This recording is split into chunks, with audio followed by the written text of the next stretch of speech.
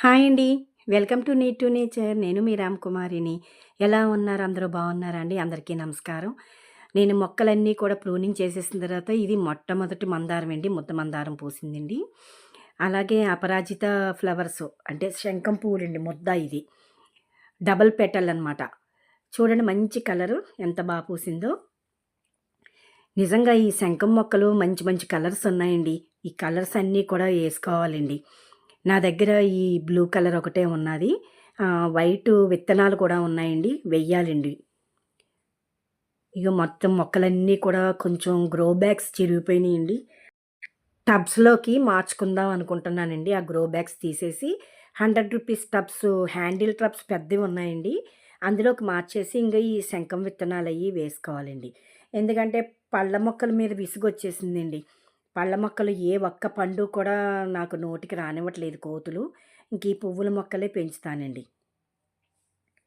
ఈ ఫ్లవర్స్ కొంచెం అందంగా కనపడతాయి కాబట్టి కొంచెం 2, 3 మొగ్గలు చించేసినా మళ్ళీ పూస్తా ఉంటాయి.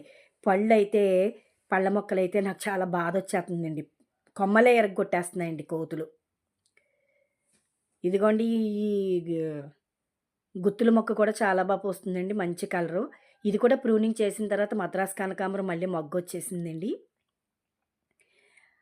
నా గార్డెన్‌లో అన్నిట్లకన్నా ఇప్పుడు బాగా ఈ సెంటు మల్లెపూలు గుత్తు పూసిందండి. దీన్ని చూస్తుంటే చాలా హ్యాపీగా ఉన్నది. పెద్ద గుత్తేసిందండి. ఇది అయిపోయేదాకా మీకు ఈ వీడియోలో ప్రతి వీడియోలోని చూపిస్తానే ఉంటానండి. బోర్ కొట్టకుండా చూసేయండి మీరు.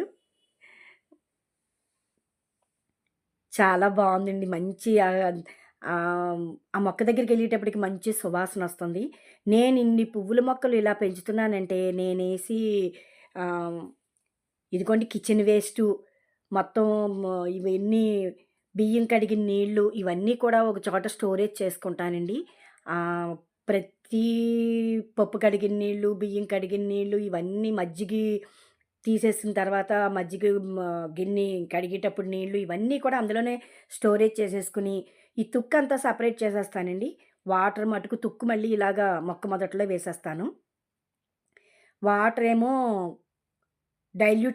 వాటర్ డైల్యూట్ చేసేసి ఈ మొక్కలకేసేస్తా ఉంటానండి. అందుకనే పువ్వులన్నీ కూడా చాలా పూస్తా ఉంటాయండి.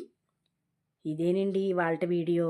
నా channel need to nature subscribe చేసుకోండి, లైక్ ఇవ్వండి, షేర్ చేయండి. ఉంటానండి.